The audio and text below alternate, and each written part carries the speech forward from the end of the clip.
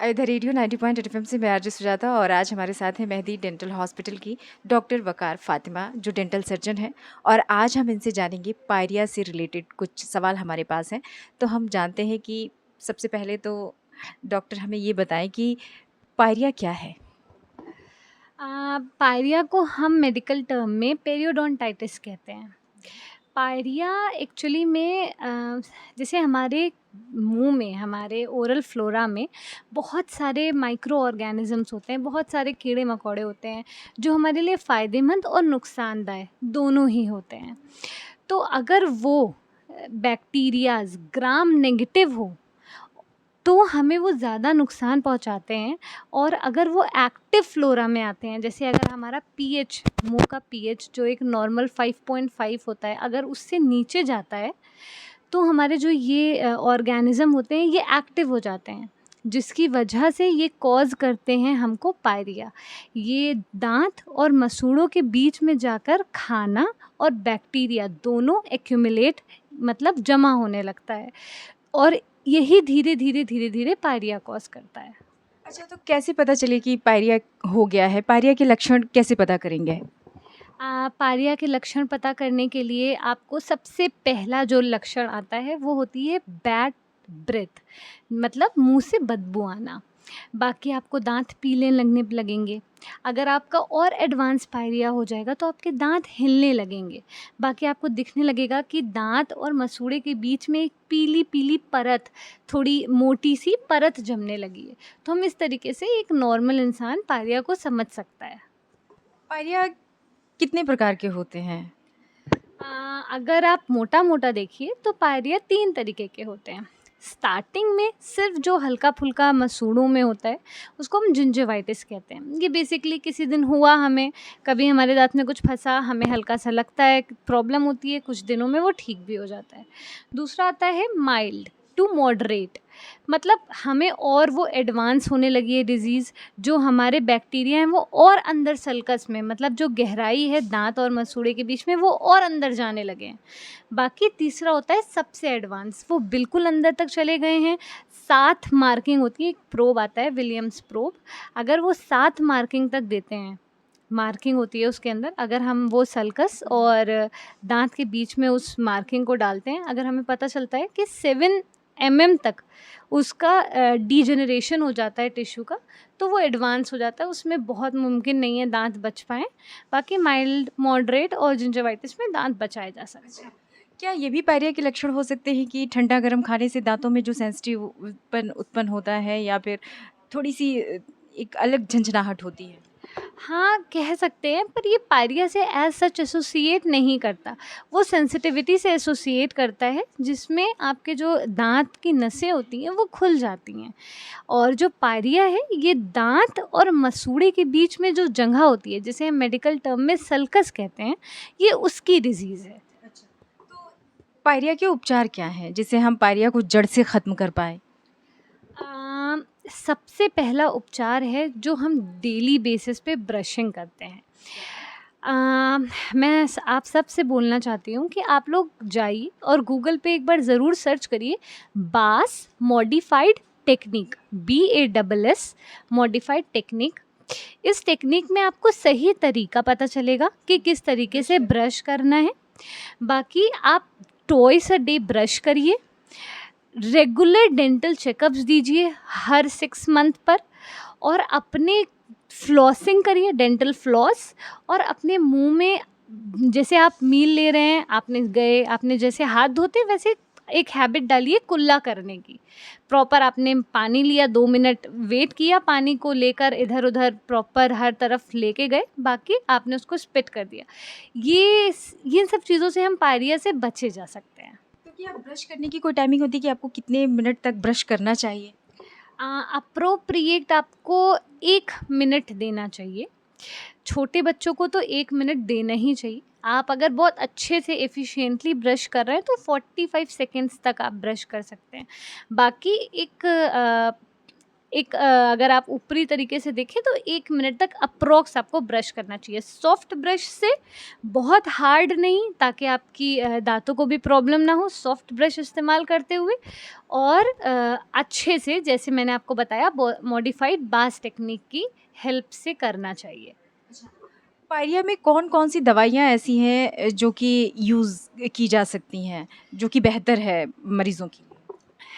सबसे पहले तो दवाइयाँ ऐसे ही अपनी तरफ से नहीं लेना है। सबसे पहले तो आप डेंटिस्ट से कंसल्ट करिए कि आपको दवा लेनी है या नहीं लेनी है। अगर आपका माइल्ड से मॉडरेट या बहुत ऊपरी जिंजिवाइटिस या पेरियोडोंटाइटिस स्टार्ट हुआ है, तब हम आपको दवा रिकमेंड ना करके हम आपको सिर्फ़ और सिर्फ़ मोडालिटीज़ बताएँगे कि आप किस तरीके से उसको हटा सकते हैं। हम स्केलिंग के थ्रू, गम ट्रीटमेंट्स के थ्रू, इस तरीके से। बाकी हम एंटीबायोटिक्स, मेट्रोनिडाज़ोल, पेरियो चिप्स, इस तरीके की मेडिसिन्स इस्तेमाल करते हैं एडवांस पेरियोडोंटाइटिस में, जहाँ पे हमारा अच्छा खासा बोन का और पेरियोडोंटिज़्म मतलब जो टिश्यूज़ होते हैं उसका जहाँ लॉस ज़्यादा हो जाता है।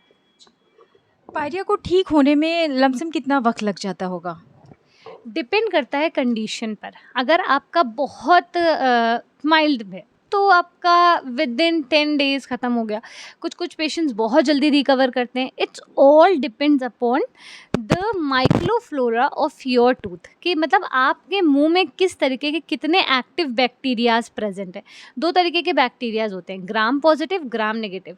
ग्राम पॉजिटिव हमें इतना ज़्यादा प्रॉब्लम नहीं करते as compare to gram negative. खासकर रेड कॉम्प्लेक्स का पी पाइलोरिक बैक्टीरिया हो गया, डेंटिकोला हो गया, इन तरीके के जो बैक्टीरियाज होते हैं यही बेसिकली कॉज करते हैं पेरियोडोंटाइटिस। मतलब ये हमारा जो कॉमन टर्म में हम इसको पायरिया बोलते हैं।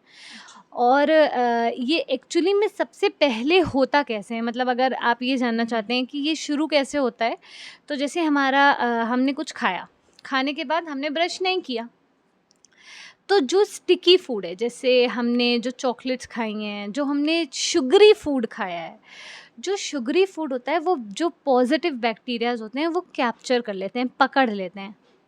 पकड़ने के बाद दांतों पर चिपके हुए रहते हैं। धीरे धीरे वो परत बनाने लगते हैं।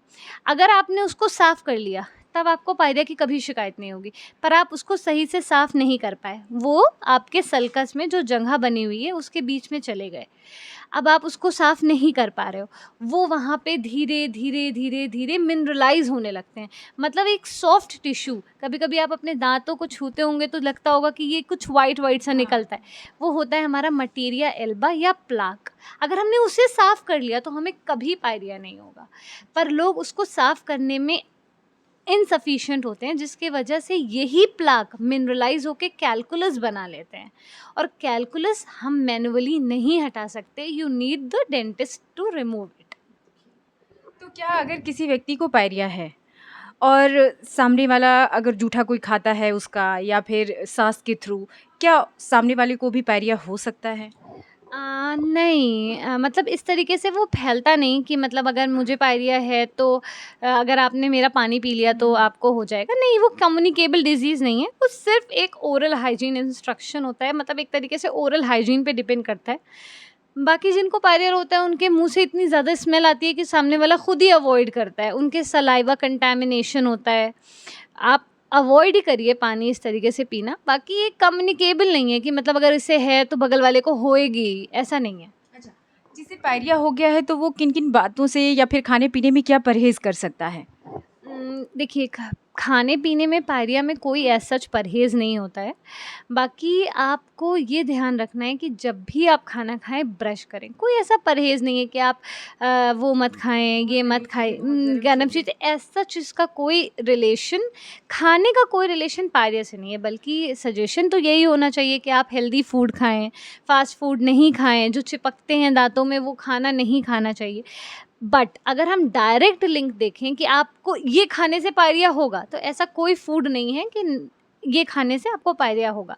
आप अगर पिज़्ज़ा भी खा रहे हैं और अगर आप प्रॉपर ब्रशिंग कर रहे हैं, आप माउथ वॉश इस्तेमाल कर रहे हैं, आप हर 6 मंथ पर, हर 8 मंथ पर अपने डेंटिस्ट को विज़िट कर रहे हैं, आप कंसर्न हैं अपने माउथ को लेकर, तो पायरिया जैसी बीमारी आपको टच नहीं करती है। कभी कभी देखा गया है कि पायरिया में खून निकलने लगता है दांतों से, तो ये कौन सा स्टेज होता है जब दांतों से खून निकलने लगे? ये हमारे माइल्ड से मॉडरेट स्टेज में ही दाँत से खून निकलने लगता है। ये खून इसलिए निकलने लगता है क्योंकि हमारे जो टिश्यूज़ होते हैं वो रप्चर मतलब हल्के-हल्के फटने लगते हैं। जब जाती हैं, मतलब जो बैक्टीरियाज़ है जब वो टिश्यू को पेनिट्रेट का मतलब होता है जब हमारे टिश्यू में जा रहे होते हैं, तो वहाँ पे वो खून इकट्ठा होने लगता है और खून निकलने लगता है। क्यों? क्योंकि वो प्रेशर बियर अप नहीं कर पाता है। इसीलिए वो खून निकलने लगता है और ये माइल्ड से मॉडरेट स्टेज में हम देखते हैं। इसे हम इस तरीके से ट्रीट कर सकते हैं कि जैसे कि ऑब्वियसली आप सबसे पहले तो डेंटिस्ट से ट्रीट करिए, खुद से ट्रीटमेंट बिल्कुल भी मत करिए। आप एक बार जाइए डेंटिस्ट के पास, बताइए अपनी प्रॉब्लम, वो देख लेगा आप किस स्टेज पे हो। कभी-कभी ऐसा होता है कि हमें पता ही नहीं चल पाता कि हम एडवांस स्टेज पे हैं। दाँत बिल्कुल हिलने लगते हैं, हिल के गिरने लगते हैं बहुत सारे पेशेंट्स में, उनको पता ही नहीं चल पाता है। तो इस तरीके से हम मैनेज कर सकते हैं इस चीज़ को। जैसे पायरिया की बात छिड़ गई है, तो क्या कोई उम्र होती है पायरिया होने की, या फिर जैसे छोटे बच्चे होते हैं दूध पीते हैं, नवजात शिशु की अगर बात करें, तो उनके दांत तो निकले नहीं होते हैं, मसूड़े होते हैं, तो उसमें पीले कलर का एक परत जम जाता है। तो क्या वो छोटे बच्चों में भी पायरिया के लक्षण दिख सकते हैं? क्या उन्हें भी पायरिया हो सकता है? हाँ, बिल्कुल। देखिए, पायरिया किसी को भी हो सकता है क्योंकि जब हमारे बच्चा पैदा हुआ, उसके मुँह में भी एस म्यूटेंट है, वो भी पायरिया कॉज़ कर सकता है। पर उसको मतलब होने का चांस कम है क्योंकि उसके पास दाँत और सल्कस नहीं है। मम्मी काफ़ी ज़्यादा ध्यान देती हैं, जो मदर होती हैं, वो काफ़ी ज़्यादा ध्यान देती हैं। बाकी ये एक मतलब ओल्डी एज की मतलब ये होती है, बीमारी होती है, लाइक 40s में आपको देखने को मिलेगी। पर अगर जो बच्चा है 20s का भी 30s का भी, वो जो बच्चा है अगर वो कंसर्न नहीं है अपनी ओरल कैविटी के लिए, तो उसको पायरिया हो सकता है। बेसिक पर अगर आप देखें तो ये 40s 50s में आपको मिलेंगे, 35 ये एज मिल जाएगा आपको। अगर बात करें हम रूरल एरियाज़ में, तो बच्चे जब होते हैं और उनके दाँत में जैसे ये पीले कलर का परत जम जाता है दूध पीते-पीते, तो बहुत सारी लेडीज़ होती हैं, वो कहती हैं नहीं साफ़ नहीं करो, नहीं तो मसूड़े छिल जाएँगे। तो ऐसी महिलाओं के लिए आपकी तरफ से एक डॉक्टर होने के नाते क्या सजेशन है? आपने ये क्वेश्चन बहुत अच्छा पूछा। मतलब एक्चुअली में पायरिया का ज़िक्र छेड़े और ये मिथ क्लियर ना हो तो बेकार हो जाता। बाकी दाँत की सफाई कराने से ना ही आँखों पे कोई फ़र्क पड़ता है, ना ही किसी और स्ट्रक्चर पे, किसी और ऑर्गन पे फ़र्क पड़ता है। सिर्फ़ आपकी गुड हेल्थ पे फ़र्क पड़ता है, आप ही अच्छे होंगे। दाँतों की सफाई कराने से दाँत नहीं घिसते, दाँतों की सफाई कराने से आँखें ख़राब नहीं होती, कुछ भी नहीं होता है दाँतों की सफाई कराने से, कुछ भी नहीं। दाँतों की जब हम सफाई करते हैं तो हम अल्ट्रासोनिक रेडिएशन से, मतलब मैग्नेटोस्ट्रक्टिव रेडिएशन होती है, तो उससे हम करते हैं। सिर्फ़ और सिर्फ़ वाइब्रेट करता है, वो जो इंस्ट्रूमेंट होता है हमारा स्केलर होता है वो सिर्फ़ वाइब्रेट करता है। वो कोई भी चीज़ पील ऑफ नहीं करता है आपके दाँत से, कोई भी चीज़, कोई भी परत वो निकालता नहीं है सिवाय उसके जो आपको हार्म कर रही है। उसके अलावा कुछ भी नहीं निकालता है। तो ये बहुत बड़ा मिथ है और मैं ऐसे लोगों से ये बोलना चाहती हूँ, प्लीज़ ये मिथ से आप भी हटिए और सामने फ्यूचर जनरेशन को भी बताइए कि ये मिथ है, ऐसा कुछ नहीं होता है। आपको डेंटिस्ट के पास आना चाहिए, दाँत की सफाई करानी चाहिए, ये मैंडेटरी है, ज़रूरी है। जो अल्कोहल, सिगरेट का इस्तेमाल करते हैं, उनके लिए क्या सजेशन है? सबसे पहला सजेशन है कि छोड़ना है, पहला सजेशन। दूसरा सजेशन, बिल्कुल अच्छी आदत नहीं है, बिल्कुल क्विट करना है। ना अल्कोहल, ना कोई भी तरीके का टबैको, कोई भी तरीके का कंज़प्शन जो आपको गलत तरीके से, मतलब गलत राह पे लेके जाए, वो सारी चीज़ें क्विट करना है। बाकी जो लोग क्विट नहीं कर पा रहे हैं, ऑलरेडी इस चीज़ में आ गए हैं, जी, जी, जी, तो उनके लिए ये सजेशन है कि आप प्लीज़ इसको क्विट करें, हेल्प लें और डेंटिस्ट को आके सीक करें। अगर आपको इस तरीके की प्रॉब्लम हो रही है, आप अपने दाँत खो रहे हैं, तो आइए, आप डेंटिस्ट के पास आइए, हमारे पास आइए, हम उसे ट्रीट करेंगे। शुक्रिया, आपने सुना डॉक्टर ने क्या कहा कि जो अल्कोहल या सिगरेट इस्तेमाल करते हैं तो उनको क्या करना चाहिए, क्या नहीं करना चाहिए और दाँत की सफाई कितनी ज़रूरी है और दाँत की सफाई करते वक़्त आप सोचते हैं कि इसका इफ़ेक्ट आँखों पे पड़ेगा या बॉडी के किसी भी पार्ट पर पड़ेगा, तो वो ऐसा बिल्कुल भी नहीं है, तो ऐसे मिथ से बाहर निकलें। मैं एक बात और बताना चाहती हूँ, बस एक छोटी-सी बात और बताना चाहती हूँ कि एक्चुअली में दाँत और ये जो हमारा ये फेस होता है, मेरे फेस, ये इतना इम्पोर्टेंट रोल प्ले करता है आपकी पर्सनैलिटी को लेकर कि एक बार एक स्टडी आई थी, मुझे ध्यान नहीं है कि कौन से आर्टिकल में था, बाकी एक स्टडी में ये बताया गया कि 41% of your personality is covered by your teeth. अगर आप अगर आपके दाँत अच्छे हैं, आपकी स्माइल अच्छी है, तो आप 41% तक अपनी ये जो कवर कर सकते हैं अपनी पर्सनैलिटी को। तो इतना बड़ा वेटेज है, एक बार आपकी आईब्रो कम है चलेगा, पर आपके दाँत अच्छे होने चाहिए। It's very important in your personality, तो मेक श्योर कि आपके दाँत अच्छे हों। Stay fit, stay healthy. Thank you. शुक्रिया।